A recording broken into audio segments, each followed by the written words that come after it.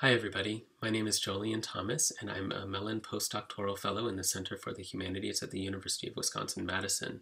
My training is in the academic study of religion, and I have a particular area of interest and expertise in the history of religion in modern and contemporary Japan. I'm making this video as a way of introducing a new article that I've just written on the religions policies of the Allied occupation of Japan.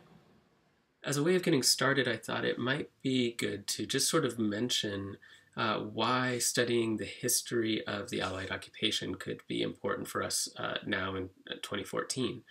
And the most obvious answer to that question is that, well, there are two. First of all, the Allied occupation is one of these moments, a relatively early moment, where we see one nation trying to spread democracy and freedom to another. So this is something that's come up a lot in American foreign policy recently, and I think that the Allied occupation gives us a great sort of historical point of comparison and contrast with some of the more recent issues that we've been dealing with, mostly in terms of the region, the Middle East.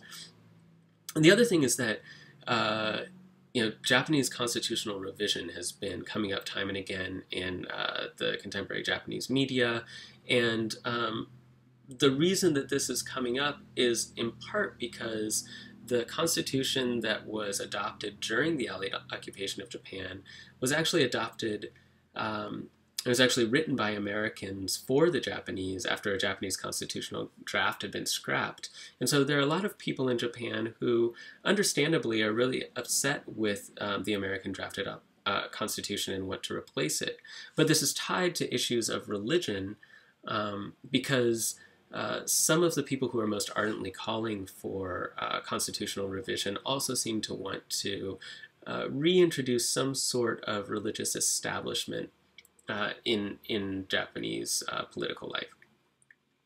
Okay, but I think that the Allied occupation is intrinsically interesting as well, just as a historical moment, because we have, on the one hand, the attribution of Japanese militarism to religion. A number of people, especially American policymakers, thought that Japanese militarism and imperialism was based on religious ideas.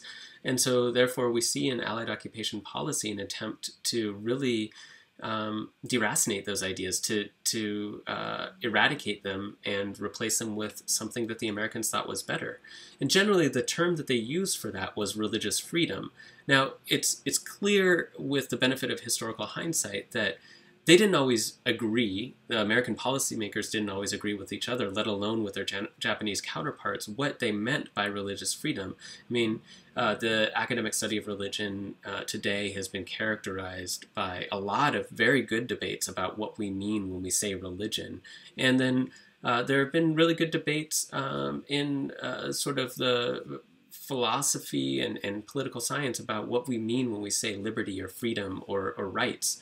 And so the Allied occupation of Japan forms a great case study for looking at how these different interest groups are trying to understand those things.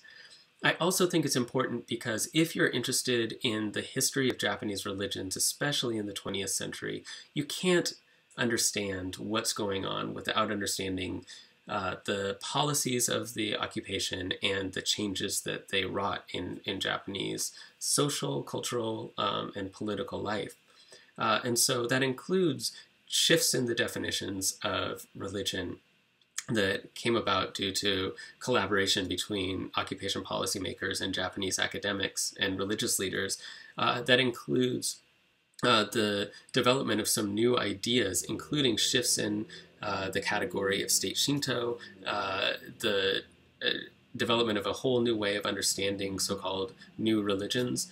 And so I think these terms that we have used a lot in the academic study of Japanese religions have their roots either in the occupation or they underwent major semantic transformations in the occupation. And so by understanding that moment, we can much better understand what we're getting at when we use those terms. So I just want to close by saying that I really enjoyed writing this article, and I very much welcome questions about it. I had a limited amount of space, so there may be some things that you feel are unclear. If you do, by all means, drop me a line, comment on this video, or comment or send me a message through the contact form on my website. And then also, if you have questions about the list of sources and archives that's in the appendix, please don't hesitate to contact me, because there's so much research to be done on the Allied occupation, and it would be a shame to not have people taking full advantage of those resources. So I hope you enjoy the article, and I look forward to an ongoing conversation with people about this fascinating moment in world history. Thanks.